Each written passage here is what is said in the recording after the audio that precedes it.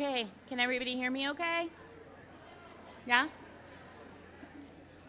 Y'all gotta stop talking. That's fine. Okay. Honestly, if you kept talking the whole time, that'd be fine. Okay, so I don't like public speaking, I'm sorry, but we're gonna do this. So I'm Tammi, for those of you who don't know me, and even for those of you who do know me, I continue to be Tammi. And we're gonna talk, some people call me Newsletter Ninja, and I'm gonna talk today, this session, about how to use your email list to build superfans. Keep your subscribers engaged forever. No pressure, right? So this is basically a content talk. The answer to the question, well, what do I put in my emails, Tammi? Which is a question I get a lot. And I used to say, you know what to, you're a writer. But apparently that is not true, so let's hit the highlights. So we're gonna talk about, actually, let me do this first. So it's really simple. Simple does not equal easy, okay? Everybody's different. Everybody has different strengths. Becca Syme's gonna tell you all about them at 10:30, #NotACult, if you wanna go over there. And it's okay if you're not good at this automatically, right? So if you open up the, MailerLite window or whatever, and it's a blank screen and you're like, that's fine, that happens, it's fine. So we just gotta get you a little mindset hack here. I will not be woo-woo about mindset the whole time, so don't worry about that. And then we'll talk about some just legit content ideas, okay? So the first mindset hack is you are probably more interesting than you think. I don't know your life, maybe you're super boring, but you're probably not. And regardless of your personal boring levels, you wrote a whole story that your subscribers loved. You wrote a book. They really liked it. They signed up because they want to know more about what you're writing. No one made them do that. And so they automatically, we can assume, find you interesting. If they don't, or if that changes, there's an unsubscribe link. They can just unsubscribe. They know how to do it. Believe me, they know how to do it. So please don't approach this thinking, I'm not interesting, nobody cares about me. You probably are more interesting than you think you are, right? Second mindset hack, you are probably not bothering people. Again, I don't know your situation, maybe don't email them every day, but you are not bothering people. There is an unsubscribe link at the bottom of every single email. If they haven't clicked it, they're implicitly telling you, I'm gonna stick around and get more emails from you. So stop worrying about that as well. Oh, if I email them, they're gonna see my name in their inbox and just groan. Well, probably not, because anyone who was doing that left. And that's great, that's awesome. People always get a little weirded out when I say it's awesome when people unsubscribe, but we all agree that it's awesome, right? Right, exactly. I can tell you guys have been listening to me. So, here's the thing about your email list. The numbers do not lie. This is just one study. I didn't want to hit you with like 15 pie charts. But across all demographics, people prefer to hear from the brands, and you are kind of a brand, I'm so sorry to say that to you, the brands that they love via email. They don't want to hear about you on social media. They don't want to hear about you through ads. First of all, everyone hates ads. Second, they've got the same complaint about social media you do, which is they never see what they actually want to see. They just see whatever the algorithm throws in their feed. If you send them an email, they get it, and they know that they're going to get the information they want, know when there's a new book, know when something cool happened. They want to hear from you via email. I should have probably thrown up a second pie chart because there is also something to consider, which is that email's the first thing people check. Before news, before social media, the majority of people look at their email. And if you're like, well, I certainly look at social media first, that's awesome, but you're not your reader, and statistically, most people look at their email before they look at anything else on the internet at the beginning of the day. So your email list is really important, and you're not bothering them. They want to hear from you. Cool? Okay, now that everybody's like totally changed their mindset and we're all super zen about newsletters, let's talk about content. So what are we gonna put in these emails? Because there's a giant blank page and you just don't even know, right? Content hack number one is that the foundation of your emails is you. That's what they signed up for. You wrote a book, they think you're cool, or at least they think your book is cool, and this is your chance to show them that you also are super cool. Whether that's in a welcome sequence, which you definitely should have, or just your regular campaigns, you need to help readers get to know you. So don't panic and be like, I don't want to tell them personal stuff, because you totally don't have to. Obviously, this is all about your comfort level, but they want to get to know you. They want to relate to you, right? So the foundation of the content in your emails is gonna be about you. Stories about things that happen to you, things that you see, things that you find interesting, books that you like, et cetera, et cetera. We'll probably hit all of those in the upcoming slides. I love to get ahead of myself. So this comes down, in my mind, the getting to know you phase comes down to, I'm extremely bad at naming things, so I call it 3 W's and an H. That's super easy to remember. Here's what they are: who you are, what you write. Those are that's standard stuff. Everybody's gonna be telling everybody that in their welcomes.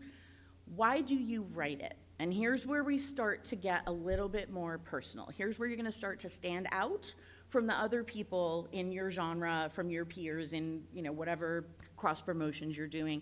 Here's where you're gonna stand out a little bit, because they're maybe not taking that extra step. It's not just that you write fantasy with dragons and female leads. Why do you write it? Because when I was reading fantasy, I didn't see the female leads that I wanted to see. I didn't see myself reflected in fantasy.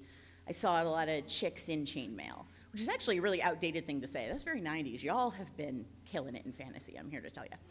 And then the fourth, the H, is how do you do it differently than everybody else?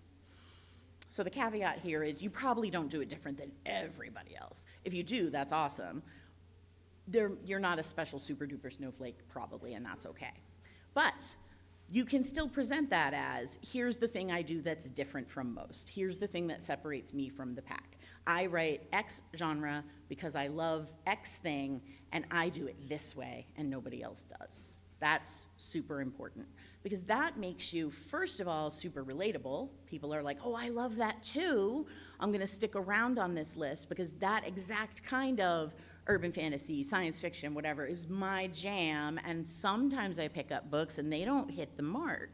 And I know these ones will, because this author just told me, whoops, that she very intentionally does it this way. It also makes you recommendable. And that, I think, is incredibly important. The number one reason that somebody picks up a book is because somebody else that they trust recommended it to them.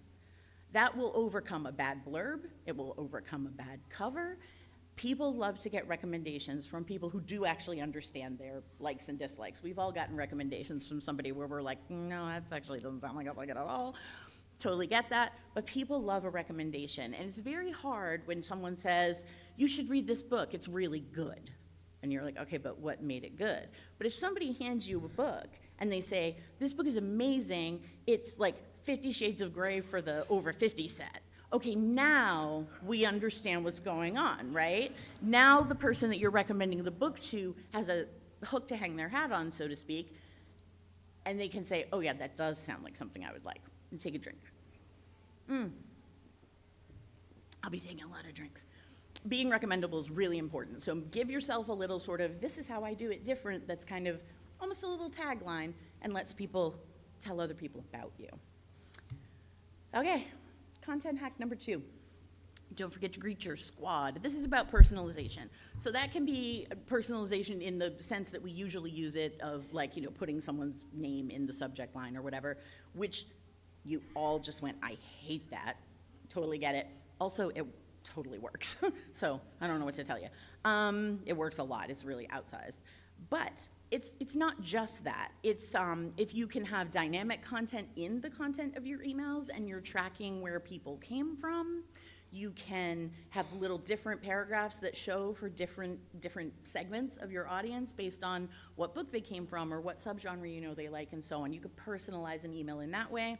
And my favorite is giving them some kind of greeting that has like something that you share, even if you just call them like, dear reader, or if you have like a little mascot situation. For me, I do try to collect first names when people sign up, but I do have some folks that for various reasons I don't have their first names.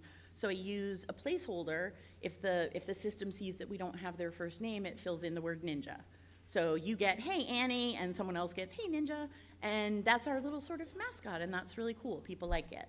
And of course, he does not happen to be on this thing, but as you all know, my ninja thing is like, that's my whole brand. So we do a lot of ninja stuff over there on that newsletter. So do something like that. Be as personal as you can be with these people, considering that you're not, going to send every one of them their own individual email, I hope.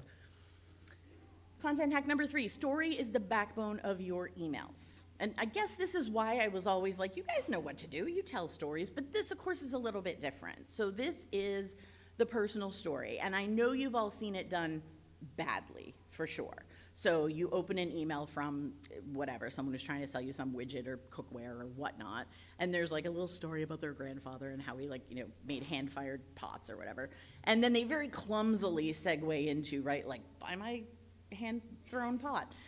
That's not good. We don't like that. But there is actually a way to do it. It's a little bit too long to go into today. But there is a way to tell people just sort of an authentic story about yourself. And the good news with us is because we're not under the pressure to sell in every single email all the time. A lot of times we're kind of just trying to keep people engaged and interested, right, between book launches. Totally okay to send a story. It's just a story. It's totally okay to say, see you next time, and just bail. And then they're like, that was a great email. And that's it. But sometimes it is gonna lead into a CTA. We're not running a charity here, so that's fine.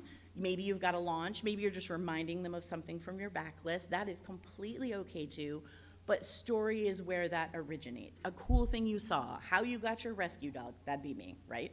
The most popular emails that I have sent at Newsletter Ninja, which is a little bit different, because of course, I'm trying to teach you guys about email, so I have outsized open rates and lots of replies, because it's kind of meta, right? But even in fiction, it works really well.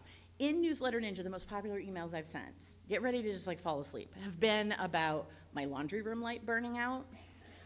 I bought a new mattress.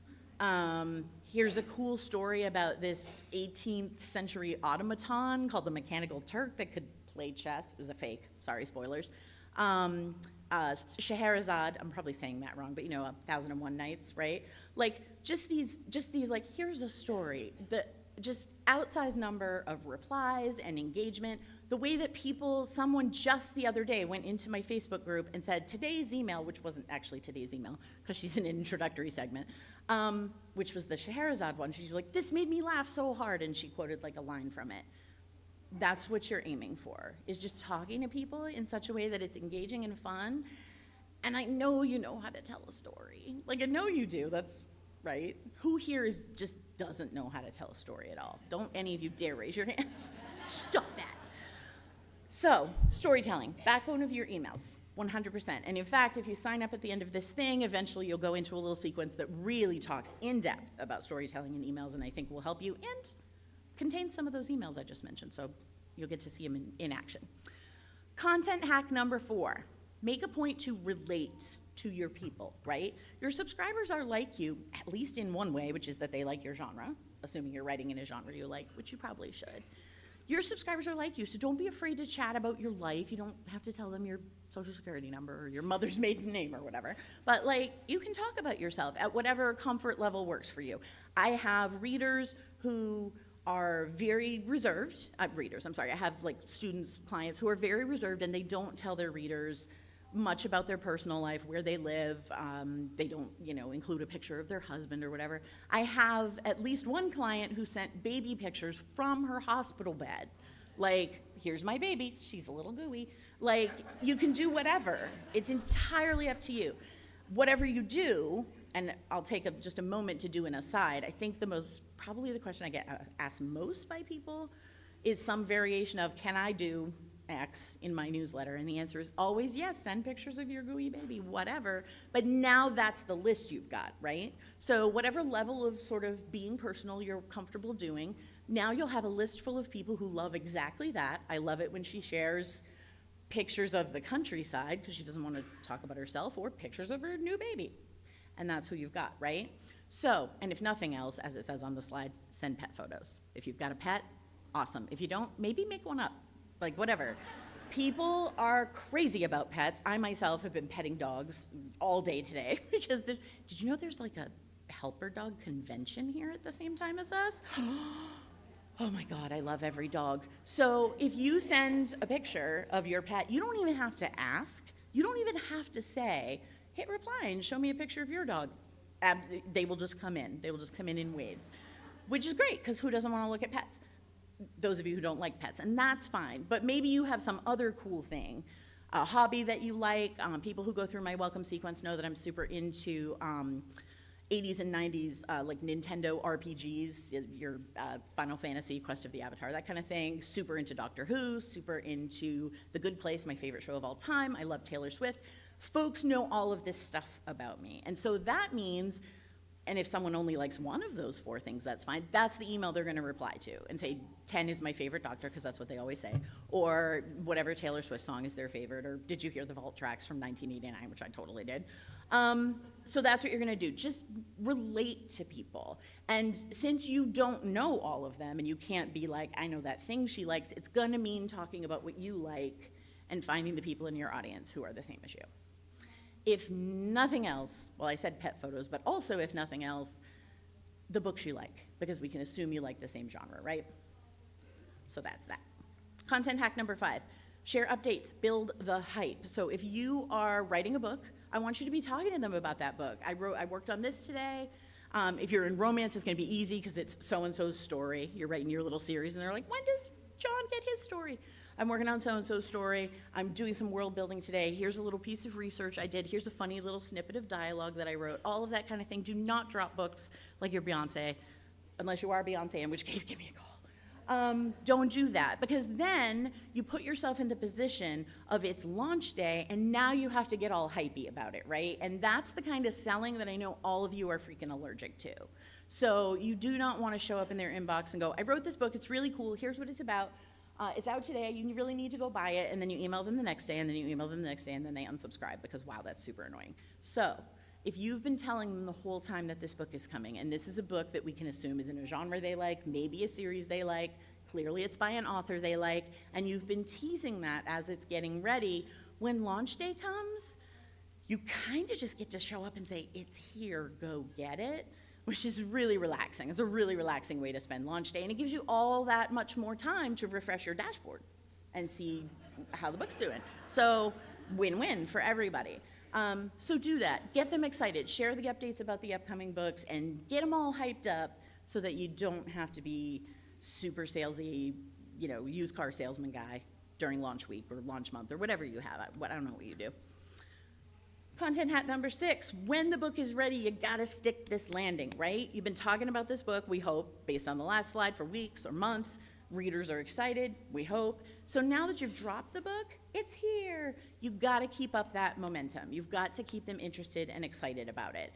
I don't know about any of you, but I would say the percentage of times that I buy the first time someone emails me about something is probably close to 0.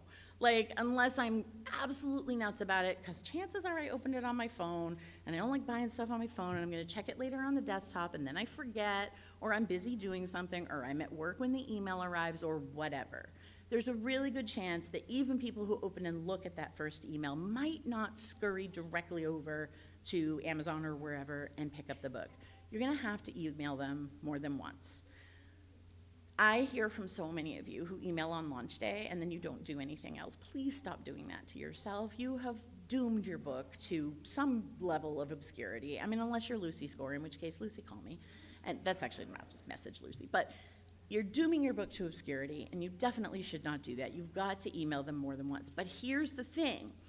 A lot of people's solution to that is the dreaded resend, right? So you hit the resend button in MailerLite or whatever, and you just send the same old email to everybody who didn't open it. We have no reliable metric right now for who opened anything.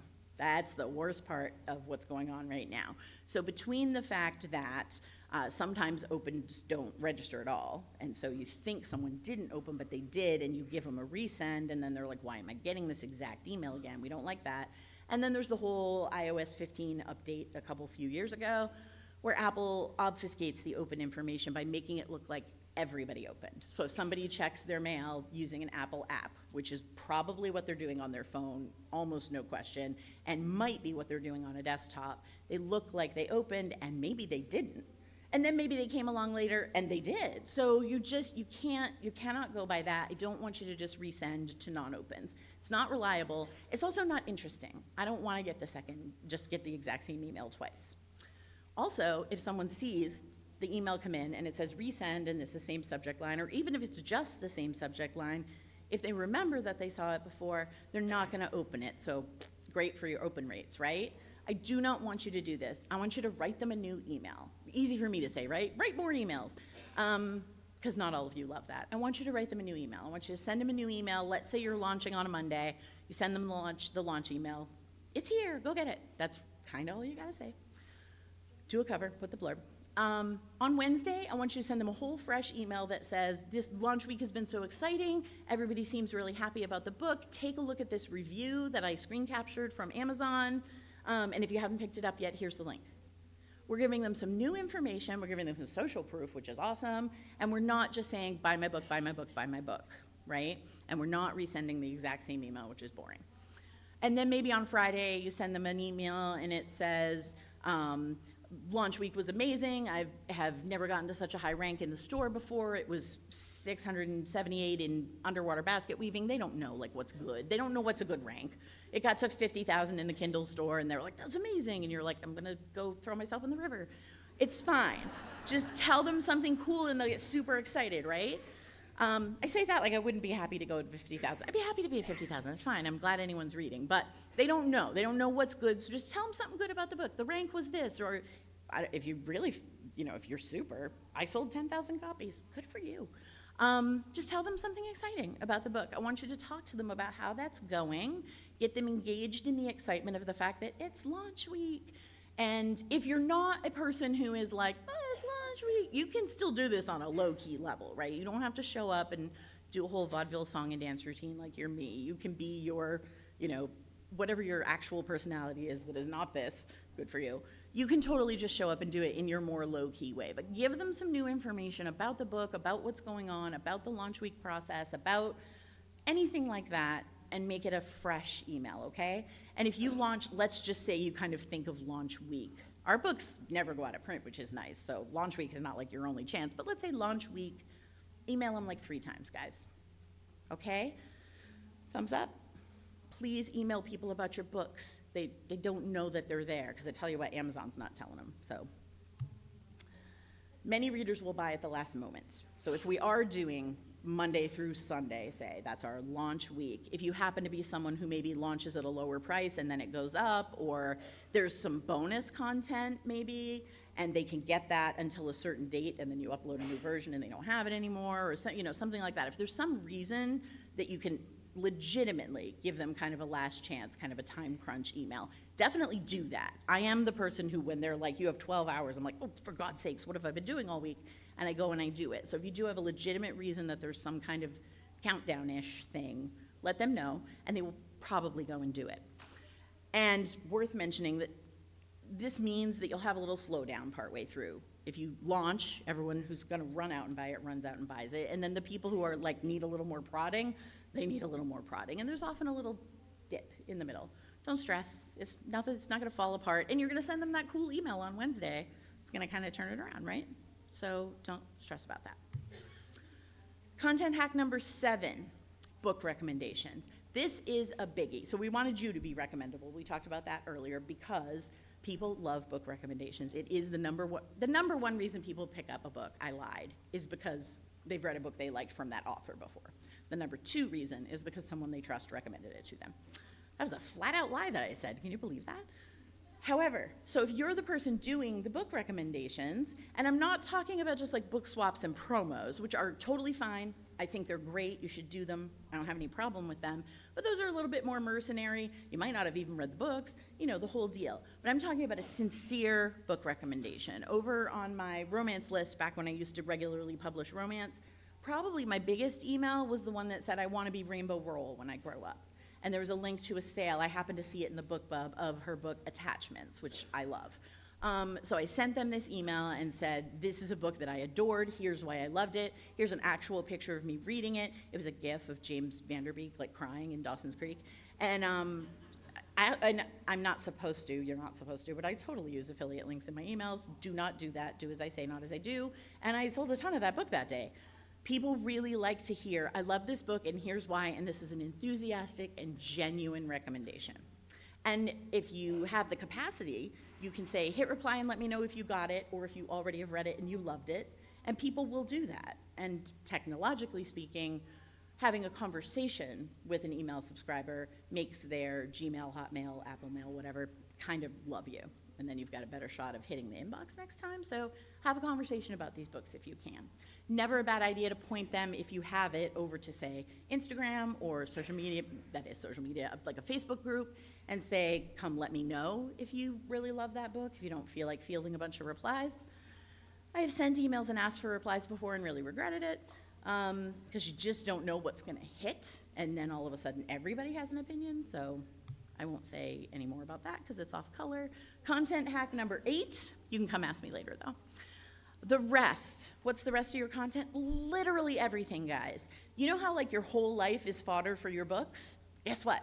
Also fodder for your emails. There's nothing you can't talk about in your newsletters provided you're comfortable with it and you're okay with how it shapes your brand, right? So if you're comfortable with the baby, the gooey baby, knock yourself out. Your readers are gonna be like, I love babies, or they're gonna go gross and they're gonna bail, and that's fine because they might not have liked something else you sent down the line because that's the kind of oversharer you are. You know who you are. And you have to, as I said, be okay with how it's gonna shape your brand. If you're a person who talks about political things or religious things, anything that's controversial like that, you're gonna get some nasty replies and you might have some folks who bail. It's up to you if you wanna do that, but if that's part of what you're doing, then absolutely. And now you've probably got a list full of people who kind of agree with you on that stuff and think, oh, I really love her because we agree on that topic that not everybody agrees on, So anything. You can talk to people about anything as long as you can be comfortable and as long as you are okay that that's out there in the world as this is who I am. Literally anything. Secret to keeping your ideas organized is idea banking. So, the dreaded blank page, I never have a dreaded blank page because if there is a blank page, if I legitimately don't have anything I want to do, anything I can think of that I want to write about, I open Trello, that's where I keep my content bank. I open Trello, and there's a lot of GIFs in there, so it's real slow to load, but I open Trello, and there's just a list after list after list after list of cool things that I saw around the internet or things that I thought about and did a memo on my phone, and I mean, the world is my oyster. I can just pick whatever looks good that day. And sometimes it takes a while. I had a very cool story about James Cameron and Guillermo del Toro, who are like apparently best friends, in my back pocket for ages and ages before I found the email that it belonged in. And when it did, it was so perfect. That's what I do. I just stash everything away like a little magpie. Feel like you guys are already doing this for your books anyway, so just have another file where you put the email ideas, probably some crossover or overlap, a little Venn diagram, so that you don't have to build from scratch, so that you've at least got a little something to get you started and you don't have to do all that throat clearing before you figure out what today's email is about. And again, if you sign up at the end of this, one of the things that you'll get a little bit further down the line in that sequence of emails is a little video of how I do my story banking, so you can see my Trello and kind of listen to me talk about it. Hopefully it's interesting. We'll see. Those are your goodies, but you gotta sign up for them because I'm a ninja. If you go to newsletterninja.net, I really hope I spelled all that right, /superfans2023, just no punctuation, which is a departure for me. I love to put a hyphen in. You will get a workbook that covers that 3 W's and an H that I was talking about, kind of walk you through how to figure out what those things are, define yourself, and talk to people about them. And there's also a little cheat sheet that kind of covers the stuff I talked about here today. And then you'll get put into this welcome sequence, and you get to hear all about my Nintendo obsession and the dogs. The dogs show up, I assure you. And you can, of course, unsubscribe at any time. But I hope that you won't. That's it. I made it short so I could get a ton of questions, because that seems to be everybody's favorite part.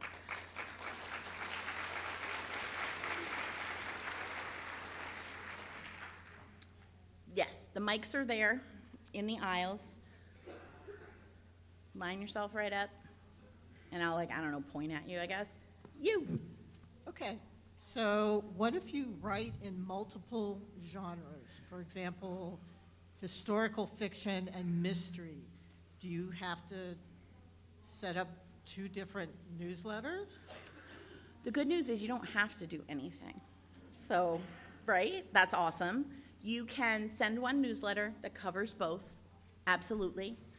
You might get a little also about confusion, although the days of the Amazon algorithms kind of being king and us wanting them to recommend our books to people seems to have been superseded by Amazon ads and pay to play, right? I mean, I don't even see the Also Bot strip most of the time, so I don't know if that's as huge a concern as it used to be honest. So you can just be, I write these things, and that, you know, sometimes you'll get an email maybe about a genre you're not interested in. You also might have some overlap, and people will be happy to read both of those. Nora Roberts writes romantic suspense. She does the One Big Nora every year. She writes the trilogies that are usually paranormals, and she writes the in-depth novels, which are like futuristic police procedurals. Seems to be working out okay for her. So none of us are Nora Roberts. We should all be so lucky, but seems to be working out for her. So for me, the conventional wisdom always, of course, is to niche as much as you can and talk directly only to those genre people. And there are definitely reasons for that, and there are positive, you know, there are good reasons to do that. That's what I'm trying to say. But you do not have to. What I always want people to remember is that if the thing that's perfect, the like ideal way to do this, is a way that makes you want to go lie in the road and you're not going to do your newsletter, well, that's no good. So do the best thing you can that doesn't make you want to go lie in the road, and that way the newsletter gets sent out, and if it's slightly not the perfect way, it's totally fine. We'll go over here. You mentioned that you should not be asking them to buy something in every email, so it sounds like you advocate the give, ask philosophy. Is there kind of a ratio generally you would recommend of you don't want to have a call to action more than 1 in 10 or 1 in 7 emails or something like that? You know, I honestly don't. And if you want to sell in every email, knock yourself out. If you're good at that, I talk to my audience, generally speaking, doesn't ever want to sell in any email. Like, y'all are allergic to marketing, which I love you for, because you just want to tell stories, but also, you know, I assume your pets and kids have to eat, so we got to get these books sold. If you're good at that, if you're comfortable just whatever you talked about in your email, and then, oh, by the way, don't forget, I've got this, or here's my backlist on Amazon or whatever, knock yourself out. I don't really have a ratio at all. It's whatever you're comfortable with. I know that's the worst answer, because, like, just tell me 1 in 3, Tammy. But it's really up to you and your people. And if you just mention that here's a book you could buy at the end of every single email, and someone's like, God, this guy sells in every email, they're gonna hit unsubscribe, and then you've got a list full of people who are totally cool with it. So you're good to go, you know what I mean? The only thing I would say, and this goes for everybody, not just someone who's this guy selling all the time, is that when people click that unsubscribe, make sure that they go to like a page that says, sorry to see you go. If you just want to know when I have a new book, follow me on BookBub or Amazon or whatever. Because then they can still kind of be in your orbit a little bit. And then maybe you're still selling them some books without having to email. But no, I don't have a strict ratio. You get to do whatever works for you. You're welcome. How about you? So think about the conventional wisdom with social media about responding to comments to boost your algorithm and also stay in touch. Mm-hmm. What is your thoughts on responding to every response that you get to a newsletter? See, that's the problem. I do try to respond to every email I get back, and that can be really unwieldy. If you ask what you think is just an innocuous question, and it turns out you really everybody has an opinion about the thing you just said, so now you've got 400 emails in your inbox, and you're like, blah.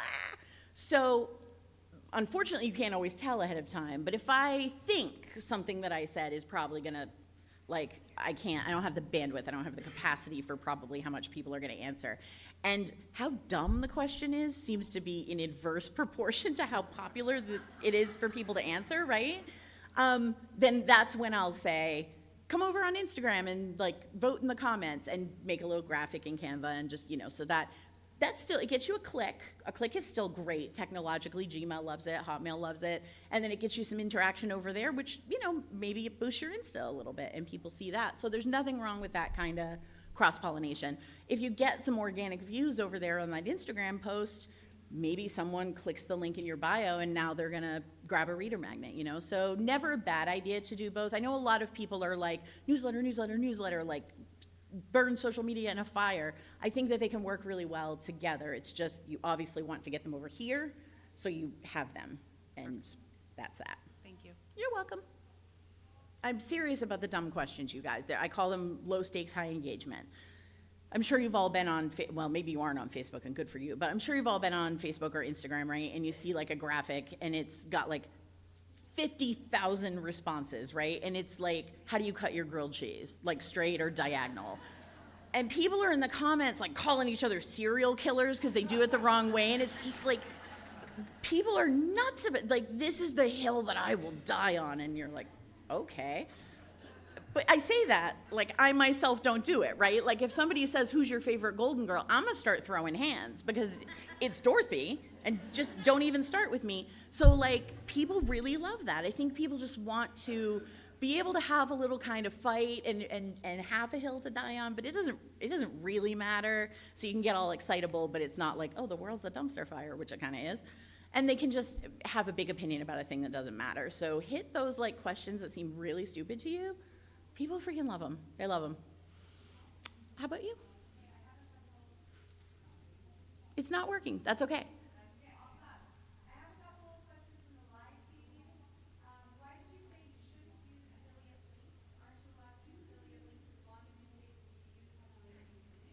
Okay, why did I say you shouldn't use affiliate links in your newsletter? Because it's against Amazon's terms of service.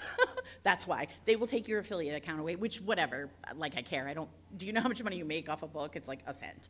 I do it purely for tracking purposes. And I actually don't do it anymore because Amazon now has, is it called attribution links? Attribution links, which are like affiliate links, but they don't pay you, and they don't care where you sprinkle those puppies around. So you can use affiliate links on your website as long as you disclose it at the, somewhere on the page so that people can see that it might be an affiliate link. And you can use affiliate links for Amazon in Facebook, weirdly, as long as you, social media, as long as you identify in the post itself that this is an affiliate link, but you're not supposed to use them in email. And I honestly don't know why, what's the difference, but that's the Amazon terms of service. So don't use affiliate links, but the good news is, if you dig around in that same area of your dashboard, you can find your attribution links, which are basically like affiliate links, but Amazon doesn't care where you use them.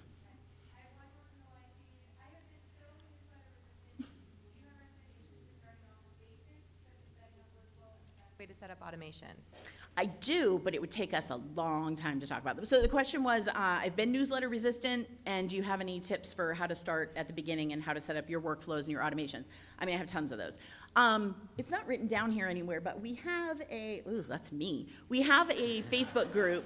That was very alarming. We have a Facebook group, so if you are a Facebook person, it's just search for Newsletter Ninja. It's called the Newsletter Ninja Think Tank.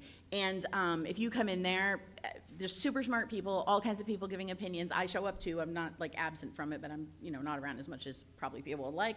And folks will totally help you out with that. We'll also talk about it if you're signing up for this. That's something that will get discussed. One of the first sequences that you go through talks about welcome sequences to help you understand how to make those. So I give away a lot of content.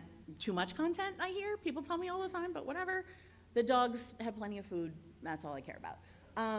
So just come on and join the list, and I will have lots of answers for you about automations and welcomes and what to put in and all of that. I'm looking like I'm the one who chooses. It's you. So when it comes to, you were saying about sort of sharing book recommendations and films and things that we like and what have you, how important is it to keep that sort of on genre for the genre that you're advertising in your newsletter? For example, you mentioned that email that you sent about James Cameron and Guillermo del Toro, but I think you write romance, right? And those two guys have Guillermo del Toro is like horror, and it has nothing to do with that. And I was wondering, because I really sort of pressured myself to really try and stay like very, very close to like my books, but I'm very eclectic in my taste, and so like, do you share like how eclectic you are, or is it really important to kind of be targeted? That's a very good question, because when I'm talking, a lot of times I am talking about what I send to Newsletter Ninja, which is not necessarily transferable, because y'all are different. It's a very meta situation. Emailing about email, I tell people my open rates, and they're like, what? And I'm like, well, how else are they going to learn about emails? So, and I didn't say films, and I'm super glad you did, because I should have. So it's not just recommending books, but recommending other things that you like that are adjacent to those things, right? I feel like they might have a little bit more of a hit sometimes if they're right there in your genre. If you write rom-coms and you talk about rom-coms, that's fine. But we're all also kind of pretty well-rounded people, and there's a better than average chance that if you veer off a little bit and you're like, I went to this superhero movie, probably did a bunch of other people, so did a bunch of other people in your audience. So I don't think you really have to hew too closely to it. A recommendation you know, I went to see this movie and I loved it. I went to see this movie and you should go see it. There's a fine line there, but maybe you're more comfortable if you're not telling them to go. Or you can say, if you happen to love horror in addition to rom-coms, then you could go see it. You can really tell them about anything. People are just interested in lots and lots and lots and lots of stuff. The Guillermo del Toro story was actually just about how they're best friends, and real quick, Guillermo del Toro's dad was kidnapped in Mexico while he was filming his first movie for Harvey Weinstein's company, whatever that was. And the legend is that James Cameron offered him that James Cameron paid the ransom for that. But he didn't. He offered, because apparently he had a cool mill, but Guillermo del Toro actually comes from family money, so it was fine. But it was just a story that I loved, that your friend would be like, I'll pay your dad's ransom. I'm like, well, that's a friend. So that email was really kind of about like friends and having each other's backs more than the content. But I would be comfortable, I'd be totally comfortable telling everyone, you gotta see this Guillermo del Toro movie because he's amazing. Does that help? I really kind of went off on a tangent there, didn't I? I do go on. Yes, speaking of attribution links, I do love data, but do you think it's going overboard to have like a different attribution link for each email you send? Nope. Okay. But I also like to go overboard. So it would be perfectly okay to reuse the same attribution link, and that then is just the number of people who buy from your emails, right? But if you want to know who bought from my June email and who bought from my July email, which I support you 100%, absolutely, use a different one. That's no problem. You just have to be really good at tracking. I'm a little flighty, so sometimes I get off, off kilter, but as long as you're good at tracking it, knock yourself out. A minute and a half. All right, is that good? Excellent. How about you? So you mentioned like kind of how to easily gear up to book launches. Mhm. Is there a way to tailor your newsletter, though, if you're a serial fiction writer where you're releasing weekly Ooh. content?